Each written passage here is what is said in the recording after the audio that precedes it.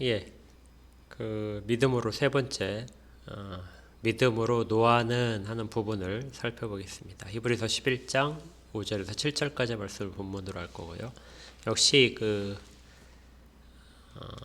앞서 설교와 마찬가지로 이것도 녹음이 안 됐어요. 그래서 음성어를 녹음을 하기 위해서 따로 녹화를 하고 있습니다. 히브리서 11장 5절부터 7절까지의 말씀을 가지고 하나님의 말씀을 살펴보겠습니다. 같이 한 말씀 읽을게요. 5절입니다. 믿음으로 에녹은 죽음을 보지 않고 옮겨졌으니 하나님이 그를 옮기심으로 다시 보이지 아니하였느니라. 그는 옮겨지기 전에 하나님을 기쁘시게 하는 자라 하는 증거를 받았느니라. 믿음이 없이는 하나님을 기쁘시게 하지 못하나니 하나님께 나아가는 자는 반드시 그가 계신 것과 또한 그가 자기를 찾는 자들에게 상 주시는 이심을 믿어야 할지니라. 믿음으로 노아는 아직 보이지 않는 일에 경고하심을 받아 경외함으로 방주를 준비하여 그 집을 구해놨으니 이로 말미암아 세상을 정죄하고 믿음을 따르는 의의 상속자가 되었느니라. 아멘. 히브리서 11장 5절부터 7절까지의 말씀이었습니다. 우리가 이제 지난주의 내용부터 해서 계속해서 믿음으로 되는 믿음의 명예의 전당에 대한 사람들을 살펴보고 있는데요. 무엇보다 이제 노아를 하기 전에 믿음이 없이는 하나님을 기쁘시게 하지 못한다 하는 부분을 다시 살펴보면서 시작하려고 합니다. 믿음이 없이는 하나님을 기쁘시게 하지 못한다. 이 문장의 핵심은 믿음에 있는 것이 아니라 하나님을 기쁘시게 하는 것이 무엇인가에 있습니다. 그러니까 어떻게 하면 하나님을 기쁘시게 하는가, 또 과연 하나님을 기쁘시게 하는 것이 무엇인가 하는 것을 먼저 알아야 그 다음에 믿음이라는 내용을 연결시킬 수 있다는 것이죠. 5절에서 에녹에 대해서 에녹이 하나님을 기쁘시게 하는 자라는 증거를 얻었다 이렇게 말했는데, 그 하나님을 기쁘시게 하기 위해서 믿음이 필요하다는 것입니다. 그러니까 하나님을 기쁘시게 하는 것은 사실은 모든 인간들의, 모든 피조물들의 당연한 의무죠. 그래서 모든 사람들이 그렇게 해야 함에도 불구하고 모두가 그렇게 하기를 원하지는 않습니다. 심지어 믿는 사람조차도 하나님을 기쁘시게 하는 것보다는 나를 기쁘게 하는 것에 더 중점을 두기도 하죠. 믿음이 없이는 하나님을 기쁘시게 하지 못한다. 이 문장은 먼저 하나님과의 관계가 어느 정도 설정되어 있는 사람들을 전제로 합니다. 하나님과의 관계에 대해서 많은 사람들이 하나님을 기쁘시게 하기보다는 하나님을 찾고는 있지만 하나님이 나를 기쁘시게 하는 존재가 되기를 그렇게 원하면서 찾고 있는 그런 경우가 상당히 많죠. 하나님의 능력도 인정하고 하나님의 천지를 창조하신 것도 인정하고 그 다음에 나를 그렇게 주관하시는 것도 인정을 하는데, 믿는데 하나님의 그 모든 능력들이 나를 기쁘게 해주는데 사용되기를 원합니다. 그렇죠? 나를 기쁘게 해주기 위해서 하나님이 필요한 것이죠. 그래서 그런 것들 나를 기쁘게 해주기 위해서 하나님이 나를 얼마나 더 기쁘게 해줄까? 그러기 위해서는 무엇인가가 좀 하나님 앞에 먼저 드리는 것이 필요하다. 그래서 그걸 이끌어내기 위해서 기도도 하고 찬양도 하고 감사도 하고 또 봉사와 헌금을 하기도 합니다. 사실 이러한 모습들은 우리가 다 하나님께 나아가는 것이라고 말할 수 있어요. 그렇죠. 기도도 그렇고 찬양도 그렇고 제사나 예배도 마찬가지입니다. 봉사와 헌금도 하나님께 나아가는 모습으로 생각을 하는 거죠. 그런데 그걸 통해서 우리가 목적으로 하는 것이 무엇이냐면 나의 기쁨을 더 많이 증가시키기 위해서 그것들을 한다는 그런 것이 될 수 있다는 것입니다. 이건 그래서 우리가 예배를 드린 다음에 어떤 설교를 듣고 예배를 드리고 그런 것들을 할 때 거기에 대한 평가가 내가 마음속에 후련한 점이 생긴다든지 내가 어떤 은혜를 입었다, 감동을 받았다 하는 부분이 있을 때 그때 그 예배를 하나님 받으셨다 이렇게 평가를 하는 것으로 나타나게 됩니다. 내 마음이 평안하다 이렇게 하게 되면 내가 하나님과 좋은 관계가 있고, 내 마음이 불안하면 하나님과 좋은 관계에 있지 않은 것처럼 그렇게 될 수도 있다는 거예요. 설교를 들을 때 막 마음에 감동이 넘친다면 내가 하나님 앞에 은혜를 받았다 이렇게 생각을 하고요. 감동이 넘치지 않는다면 거기는 은혜의 자리가 아니야. 뭐 설교를 들을 때 그렇게 감동이 없다면 저 목사님 설교 왜 이렇게 못하지? 뭐 이렇게 되는 거예요. 뭐 또 반대로 내 기쁨이 막 줄어들어요. 이 어떤 일을 하는데 기쁨이 줄어들게 되면은 내가 하나님께 뭔가 좀 소외되는 게 아닌가? 하나님이 나를 싫어하는 것이 아닌가? 은혜를 받지 못하는 것이 아닌가?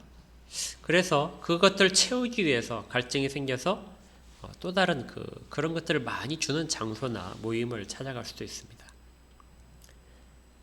이런 것들은 다 뭐냐면요, 하나님을 기쁘시게 한다는 목적이 아니라 그 하나님을 기쁘시게 하기 위해서 사용되는 모든 수단들을 통해서 나를 기쁘게 하는 것으로 사용하려고 하는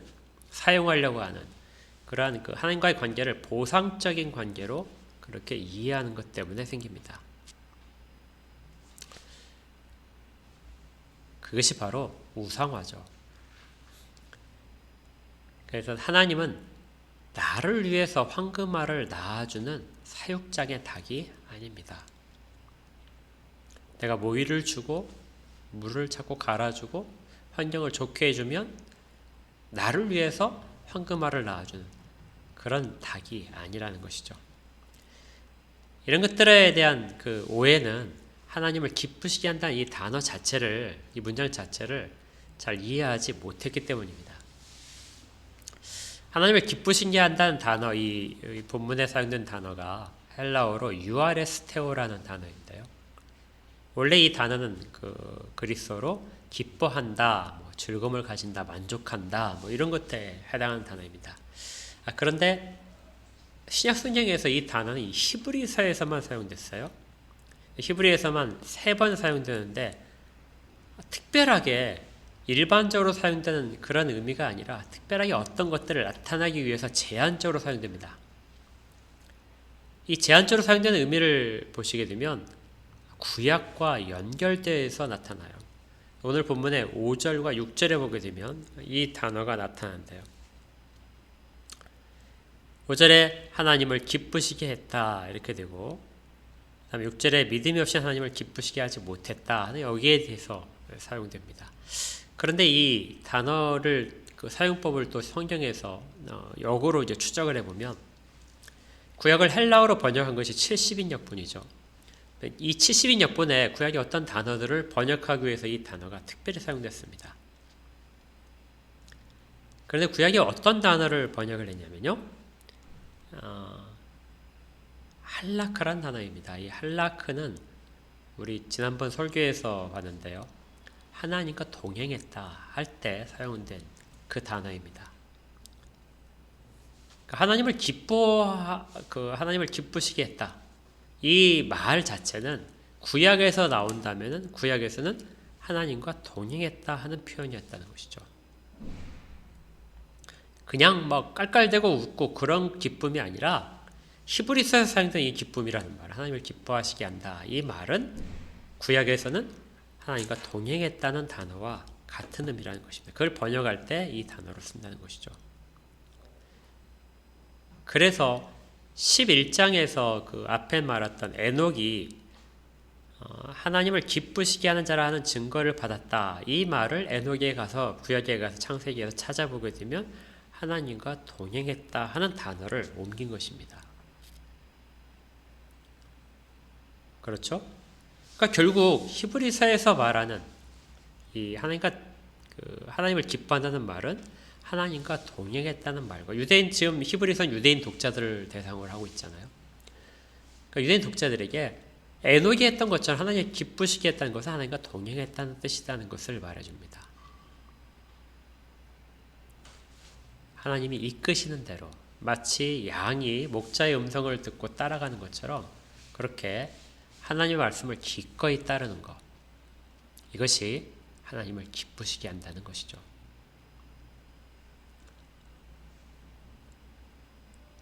창세기를 보게 되면 무드셀라도 하나님과 동행을 했습니다.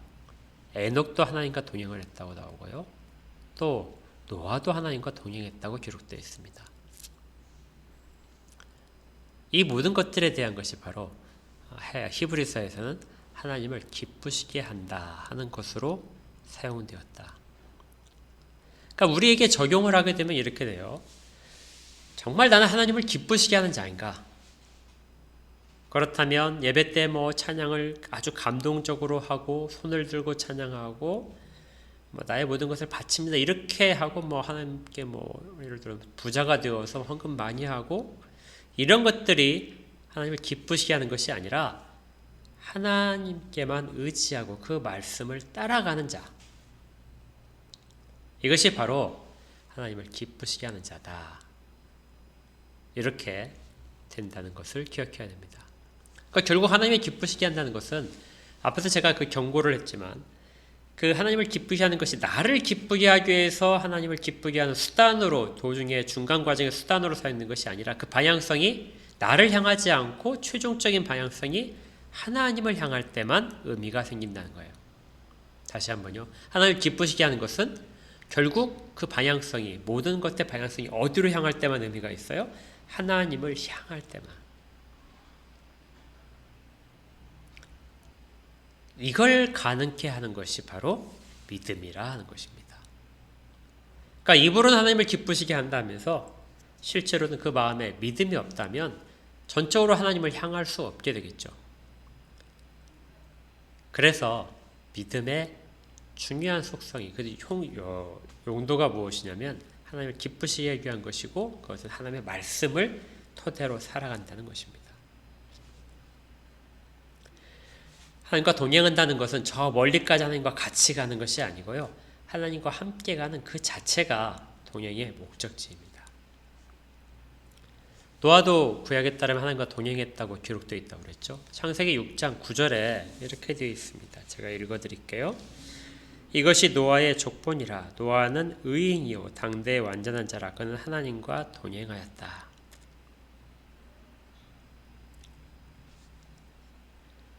노아의 삶을 보게 되면 노아는 아주 힘든 시기를 살았던 사람인 것 같아요. 그 힘든 시기를 살았다는 것이 뭐냐면요. 노아의 아버지가 라멕이라는 사람인데 라멕은 노아의 홍수가 시작되기 5년 전에 죽었어요. 근데 그가 이제 노아를 낳고 나서 자식의 이름을 무엇이라고 했냐면은 노아란 이름이 위로 혹은 안식이란 뜻입니다.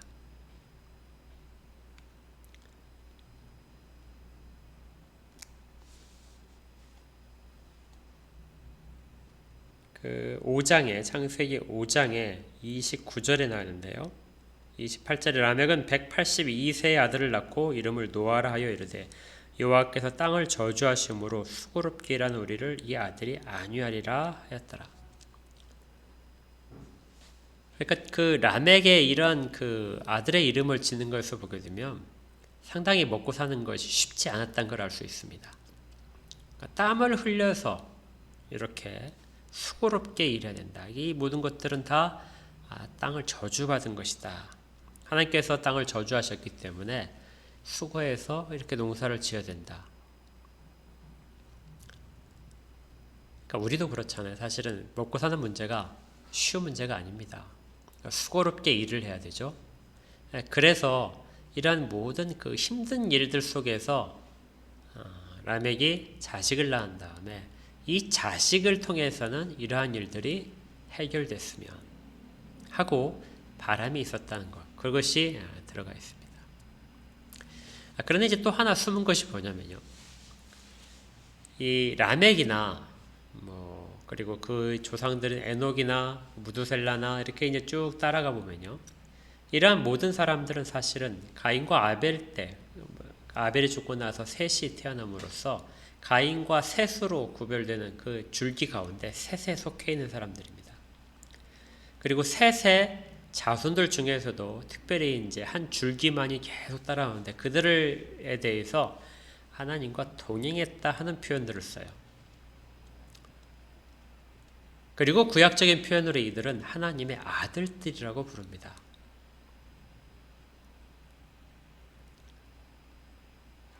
그러니까 그 라멕이 살고 있던 당시는 그 먹고 사는 문제로 땀 흘려서 일하는 것들만 그렇지만 주변에 있는 것들이 하나님의 아들들을 힘들게 하는 사람의 아들들로 이루어지고 있는 것이죠. 그래서 가인의 자식들도 그렇고 셋의 자손 중에서도 그 직계로 이어지는 한 줄기를 빼놓고는 모든 반계들로 나가면서는 그들은 점점 하나님으로부터 멀어졌습니다. 그래서 경건하지 않은 자들에 다 속하게 돼요.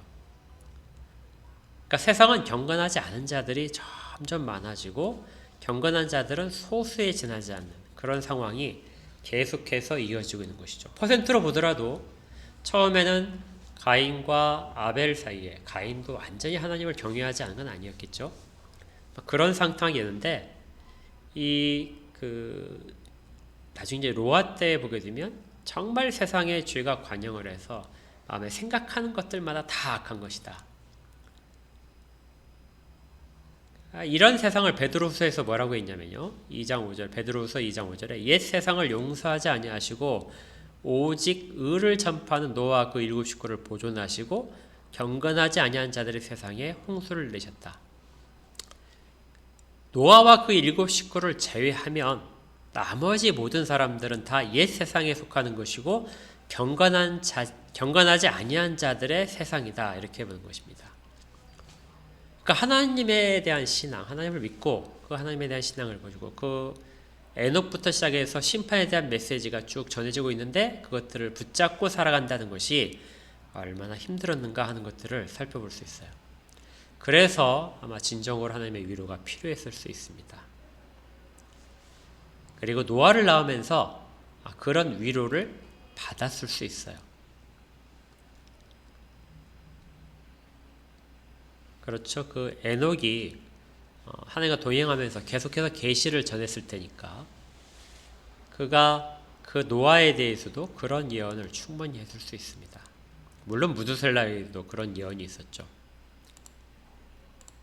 그래서 이 노아는 처음부터 이러한 것들에 대한 어떤 믿는 자들이 세상으로부터 받는 대부분의 경건하지 않은 속에서 경건한 자가 받아야 되는 의로운 자가 받아야 되는 것들을 다 환경적으로 설정된 상황에서 삶을 살아가고 있는 것입니다. 그런데 이 노아의 삶에 대해서 뭐라고 하냐면요. 의롭고 완전했다 말합니다. 창세기 6장 8절부터 9절까지 노아는 의인이요 당대의 완전한 자다. 이걸 새 번역에서는 그 당대에 있어서 의롭고 흠이 없는 사람이었다. 그러니까 완전하다는 말이 흠이 없다는 말일 뜻이라는 것이죠. 그러면 완전했다는 것은 인격적으로 정말 뛰어난 사람이었느냐? 아무 성품적으로 정말 온유하고 화도 안 되고 그런 사람이었느냐? 그건 같진 않고요. 당시에 그 경건하지 않은 세상 속에서 그 세상의 영향을 거부했다는 것입니다. 죄악이 가득 찬 세상에 있는 그 것들로부터 오염되지 않았다. 이것을 흠이 없다. 이렇게 말을 하는 것이고 우리 성경에서는 완전한 자다. 이렇게 말을 하는 것이죠. 경건하지 않은 사람들은 마음속에 자기를 향한 영광이 가득 차게 됩니다. 그리고 그걸 위해서 모든 것들을 생각하게 되죠. 그래서 마음에 생각하는 모든 계획이 언제나 악한 상태로 당시 세상은 가득 차 있었습니다. 그런데 노아는 그렇지 않았다는 것이죠.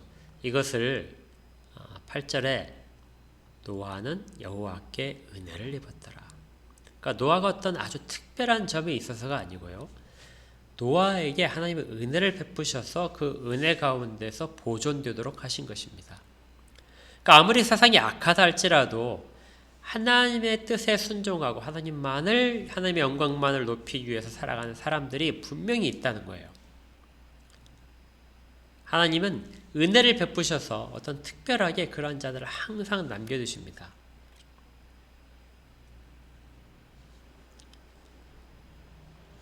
이런 사람들, 그렇게 은혜를 받은 사람만이 세상의 가치관과 풍조를 따르지 않게 됩니다.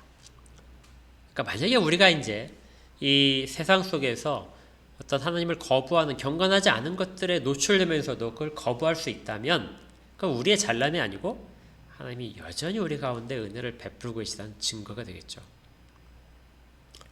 이런 은혜는 단순히 경건하지 않은 것들을 거부하는 것에만 머무르게 하지 않고 멸망에 대한 특별한 예언을 받는 것으로 또 이어집니다. 그래서 노아는 세상의 멸망에 대한 예언을 들었고 그 멸망으로부터 자기와 자기 집을 구원할 방주를 만들 수 있었습니다. 하나님께서는 노아에게 온 세상을 물로 심판하시겠다 이렇게 말씀하시고 모든 생물을 적어도 암수 한 쌍씩은 태워라. 그리고 그렇게 태울 만한 상자를 만들어라. 이렇게 되어 있어요. 그 상자의 크기를 하나님이 직접 다 설명을 해주셨는데요. 창세기 6장에 자세한 설계도가 나옵니다. 그런데 이 크기가 방주의 크기가 지금 단위로 따지면 길이가 135m, 넓이가 22.5m, 높이가 13.5m 이 정도 돼요.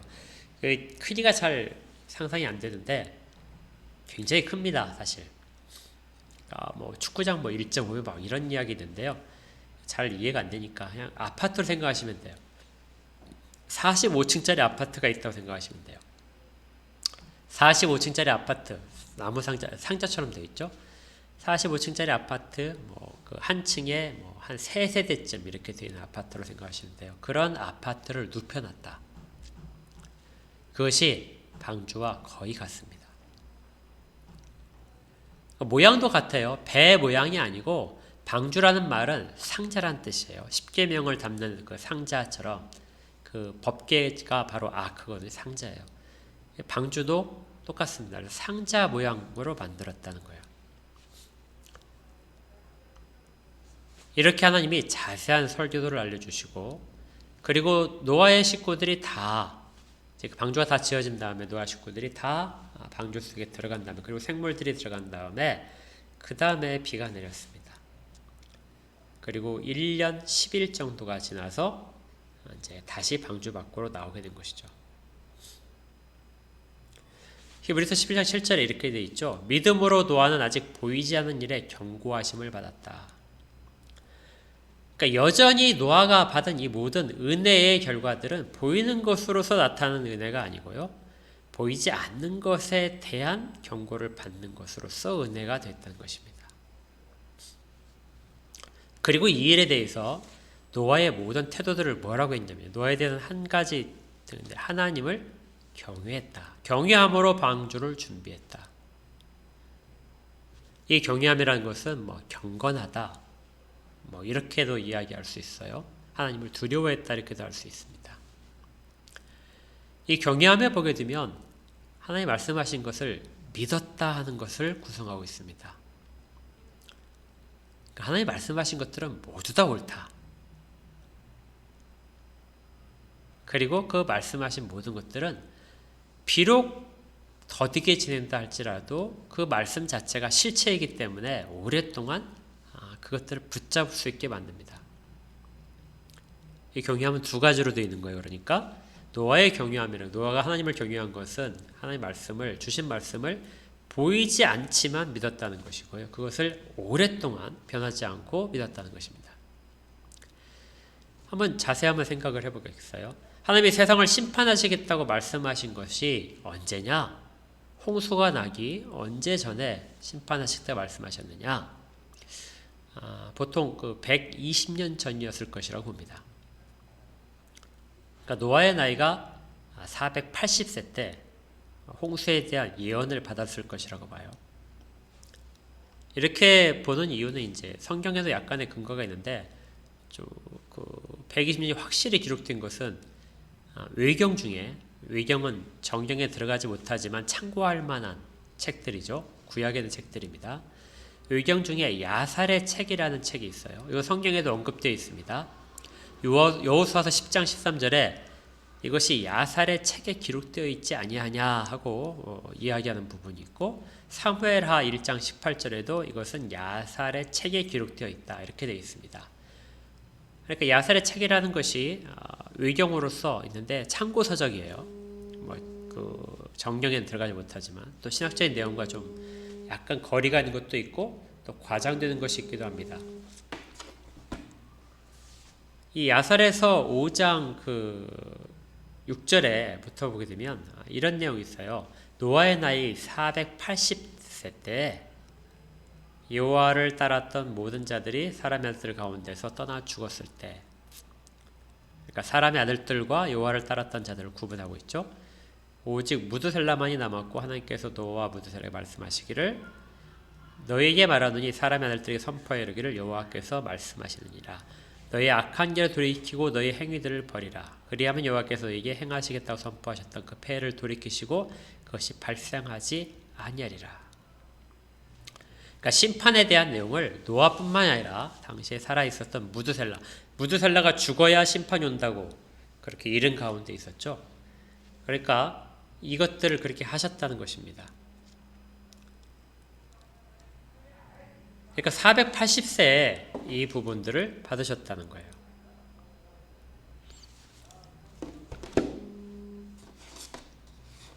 자, 그 다음에 성경에도 사실은 이 부분과 관련된 내용이 있습니다. 6장 3절을 보게 되면 이렇게 되어 있어요. 여호와께서 이르시되 나의 영이 영원히 사람과 함께 하지 아니하리니 이는 그들이 육신이 됨이라. 그러나 그들의 날은 120년이 되리라 하시니라. 이 6장 3절에 그들의 날은 120년이 되리라 하는 것에 대해서 보통 이제 많은 분들이 사람의 수명이 노아의 홍수 이후에 120년이 되었다. 그 근거로서 이렇게 이야기를 하는데요. 근데 그건 좀 성경을 잘못 오해를 하는 것 같아요. 노아의 홍수 이후에 태어난 그런 모든 사람들은 수명이 120년이냐? 그렇지 않아요. 노아의 아들들 중에 이제 셈이 있었죠. 셈의 아들이 아르박사신데 이 사람의 나이가 죽을 때가 438세입니다. 노아의 홍수 이후에 셈도 나왔어요. 근데 셈의 아들들입니다. 그러면 당연히 수명이 120년을 120세까지 살아야 되는데 438세를 사는 거예요. 아브라함은 몇 세를 살았을까요? 100세에 이삭을 낳았고 그걸로 끝이냐면 또 다른 자식들을 낳아요. 아브라함은 175세를 살았습니다. 이삭은 180세를 살았고요. 야곱도 147세를 살았습니다. 그러니까 그 사람의 수명이 물론 조금씩 단축되긴 하지만 120년, 노아의 홍수 이후로 수명이 120년이 됐다 하는 구절은 그건 아니라는 거예요. 사실 아브라함이 태어났을 때 노아부터 시작해서 그의 조상들이 다 살아 있었어요. 그러니까 노아로부터 10대 후가 되거든요, 아브라함은. 그런데 그 조상들이 다 살아 있다는 것입니다. 그래서 이게 120세의 수명이다 하는 것은 아니에요. 그렇다면 이 6장 3절의 의미는 뭐냐면요. 그 심판에 대한 이야기를 하시면서 그들의 날은 120년이 될 것이다. 그러니까 모든 사람들이 120년 후에는 다 죽을 것이다 하는 것입니다. 그래서 이 6장 3절은 심판에 대한 그 예언의 말씀입니다. 계시죠. 그래서 노아는 이 하나님 물로 심판하신 것에 대해서 480세부터 야살의 책에서도 나온 것처럼 그렇게 받았을 것이라고 분명히 봅니다. 그러니까 무드셀라는 노아와 같이 하나님의 심판에 대한 내용을 사람들에게 전파했을 거예요.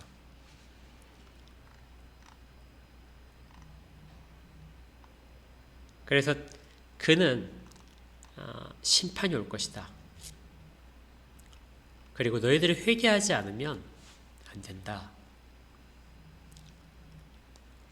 이 내용을 베드로 후서 2장 5절에 이렇게 말합니다. 옛 세상을 용서하지 아니하시고 오직 의를 전파하는 노아와 그 7 식구를 보존하셨다. 그러니까 노아가 그냥 단순히 예언을 받고 끝난 것이 아니라 그것을 사람들에게 전했다는 거예요. 그 심판에 대한 내용이 의를 전파하는 내용이거든요. 회개하라는 겁니다. 그 내용을 계속해서 전파했다. 몇 년을 했다고요? 120년을 한 것입니다. 120년 후에 심판이 임할 것이다. 물론 이제 시간이 지나면서 100년 후에 심판이 임할 것이다. 70년 후에 심판이 임할 것이다. 계속해서 그렇게 말했다는 거예요. 근데 거기에만 그친 것이 아니라 이 노아가 20년이 지나서 500세가 되었을 때 이제 아들들을 낳게 되는데요. 이 아들들을 낳고 나서 그 다음에 하나님께서 방주를 지으라 하는 그 설계도를 보여주십니다.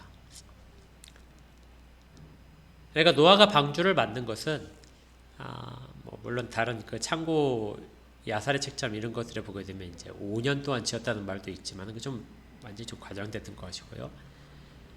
최소한 100년, 500세니까 600세 홍수가 났으니까 100년 아니면 그 7장에 있는 내용처럼 새 자녀와 그의 며느리들까지도 방주에 태우라 하는 그 명령을 그 처음에 명령을 받을 때 받으니까 최소한 한 70년 자식들이 커서 장성해서 아내를 가졌을 테니까요. 그래서 70년에서 100년 정도 이렇게 그 방주를 짓는 기간이 있었다고 봅니다. 그러니까 처음에 그 명령을 받고 나서 480세에 그 계시를 받고 나서 그때부터 방주를 지은 것이 아니라 방주에 대한 설계도를 하나님께서 나중에 따로 주셨다는 거예요. 그리고 그 설계도를 받고 나서 70년이나 혹은 100년 정도를 배를 짓기 시작했다. 이렇게 된 것입니다. 이제 여기에 이제 좀 살펴볼 부분이 있는데요. 당시에는 그 배를 만든 그런 지식이 전혀 없었을 것입니다. 왜냐하면 사람들이 배를 만드는 것은 고기를 잡기 위한 것인데 이때까지 그 쭉 보게 되면 사람들이 먹는 것은 땅의 소산만 먹을 수 있었어요. 물고기도 먹지 않고 당연히 짐승도 먹지 않고 그래서 땅의 소산만 먹었기 때문에 특별히 배를 만들 이유가 없겠죠.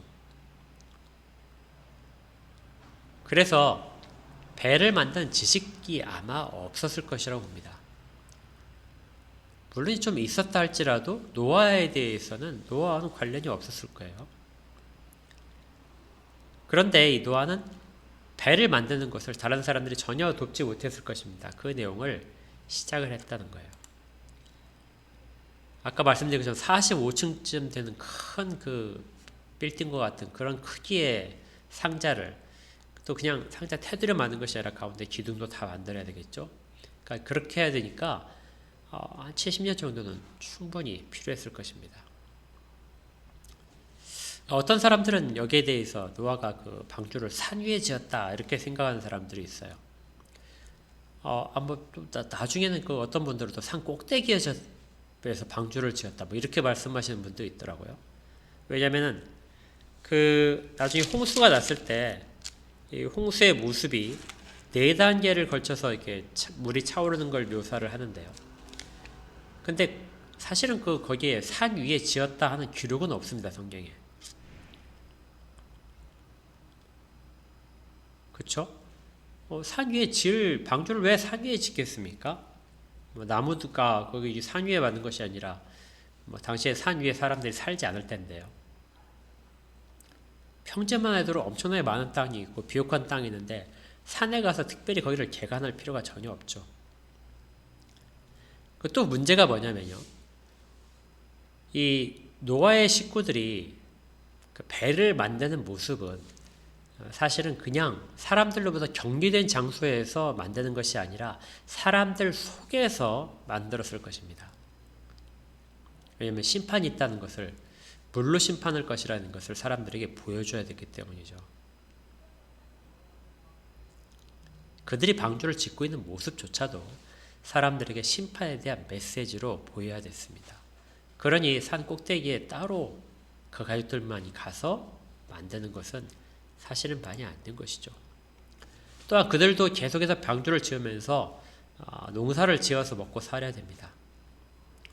그러니 농사를 지을 땅에서 있어야 되겠죠. 그리고 또 나중에 홍수가 되기 전에 하나님께서 또 다른 처음에 방주를 지으라고 명령하실 때 어떤 명령을 같이 주셨냐면요. 너희가 그 속에서 먹을 양식뿐만이 아니라 그 가운데 방주에 들어가는 모든 생명체들이 먹을 양식들을 다 저축해라 이렇게 되어 있습니다. 그러니까 그것들을 하나님이 주시겠다는 것이 아니고요. 네가 농사를 지어서 뭐예요? 내게로 가져 저축을 해라 그럽니다. 계속해서 저장을 해서 그 식량들을 준비해라 하는 거예요. 그러려면은 당연히 산 꼭대기에서는 할 수가 없었겠죠. 자, 노아는 480세 때부터 120년간을 계속해서 심판이 있을 것이라고 말했고, 물론 무드셀라와 같이 했을 것입니다. 그리고 사람들에게 실제로 그 방주를 지으면서 그 심판에 대한 것들이 임박했음을 점점 보는 것이죠.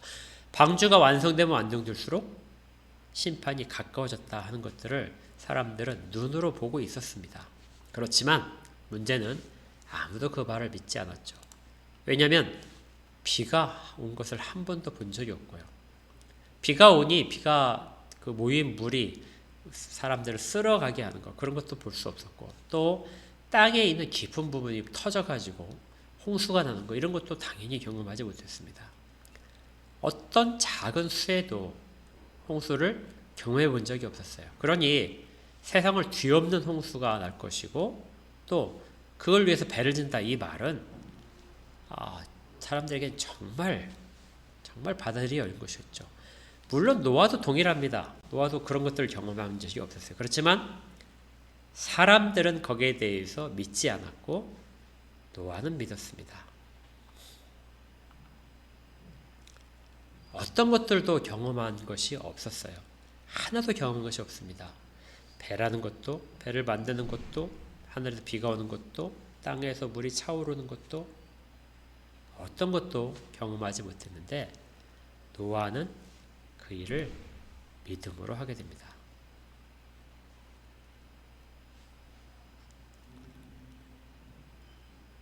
이것이 놀라운 일이죠. 그리고 그 놀라운 일들이 이루어질 것에 대한 것들을 최소한 120년을 그는 그것을 붙잡고 있었습니다. 그가 그렇게 붙잡을 수 있었던 이유는 그것이 하나님의 말씀이었기 때문에 그러죠. 하나님의 말씀은 여전히 그 결과가 눈에 보이지 않아도 하나님 말씀하시면 그것은 이미 실체화된 것입니다. 왜냐하면 그 말씀은 하나도 땅에 그냥 떨어지지 않기 때문이죠. 이 심판에 대한 내용은 사실은 그 앞에서 말씀드렸듯이 전주에 말씀드렸죠. 에녹부터 시작됐습니다. 에녹도 그렇게 했었고 무드셀라도, 그리고 노아도, 라멕도 계속해서 이렇게 심판에 대한 것들 이야기해서 사실은 이 심판에 대한 내용은 900년 정도를 계속해서 온 내용입니다. 그리고 각자가 모두가 다 그 보이지 않는 것들에 대한 것들을 감당하고 있었던 것이죠. 그렇다면 이렇게 세상 사람들과 구별되어서 하나님의 말씀만을 믿고 했던 이 노아의 가족들은 세상 사람부터 엄청난 조롱을 당했을 것입니다. 따가운 시선도 받았을 것이고요. 정신 나갔다고 이렇게 판단이 받았을 것입니다. 그러나 그런 속에서 여전히 묵묵하게 이 일을 한 것입니다. 또 하나, 한 가지 또 생각해 보면 하나님이 그 방주를 지으라는 설계도를 주신 다음에 최소한 70년이라고 그랬죠.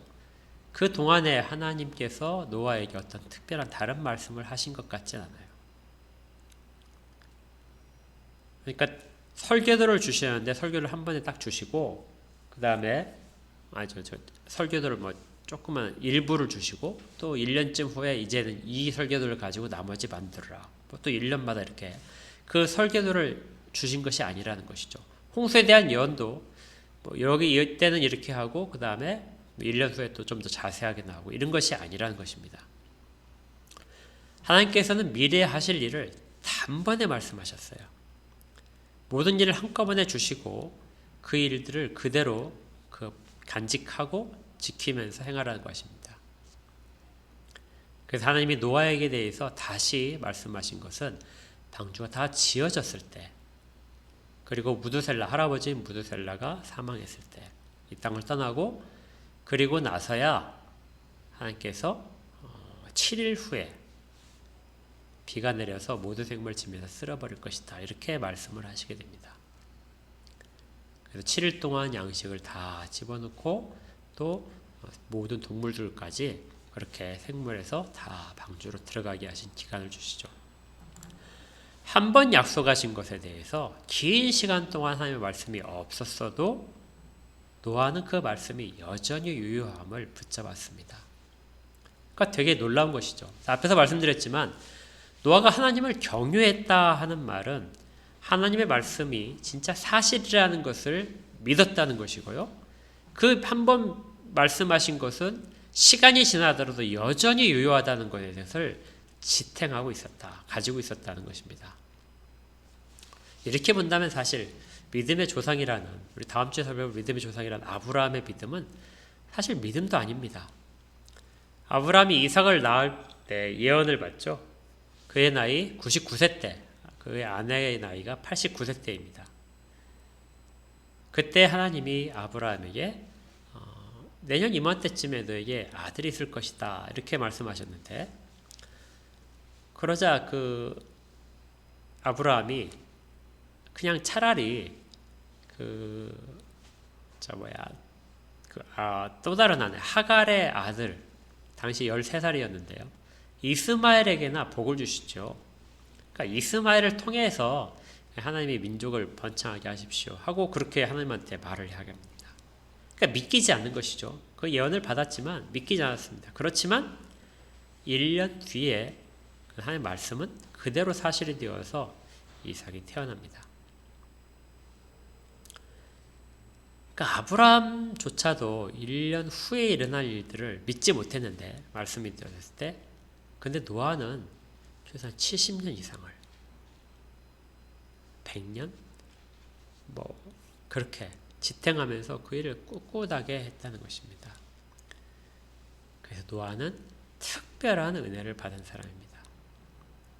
당시에서의 유일한 사람이죠.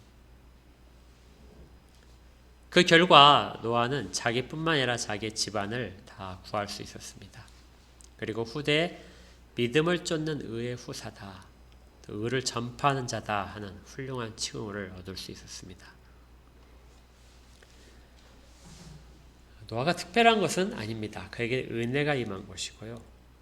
그렇다고 우리 시대보다 노아의 시대가 훨씬 더 은혜롭다 이렇게 말도 못합니다. 왜냐하면 노아가 받았던 그 약속들과 지금 우리 시대가 갖고 있는, 우리가 주님으로부터 받은 그 모든 약속은 사실 우리가 더 복받은 자이죠.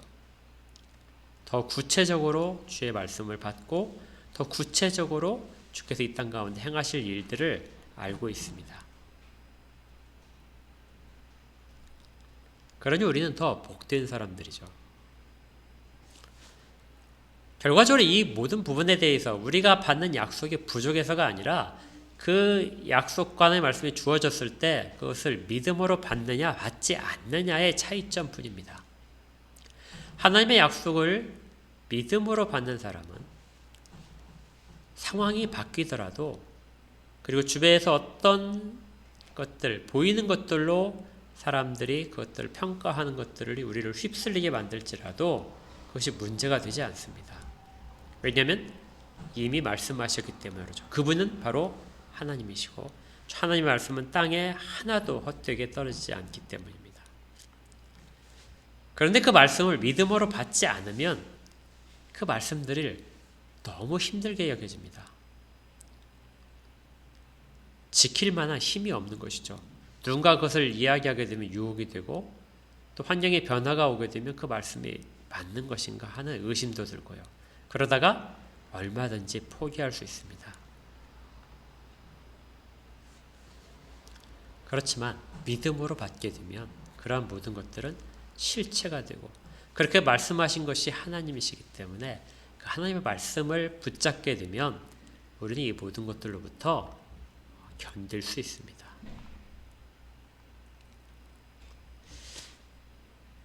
하나님과 함께 걷는다는 것은, 동행한다는 것은 사실은 두 가지로 이루는 것이죠. 우리가 두 발로 걷는 것처럼 하나님의 말씀을 믿는 것과 그 말씀의 결과가 시간에 관계없이 끝내 이루어질 거라는, 끝까지 인내하며 실천해가는 것, 두 가지입니다.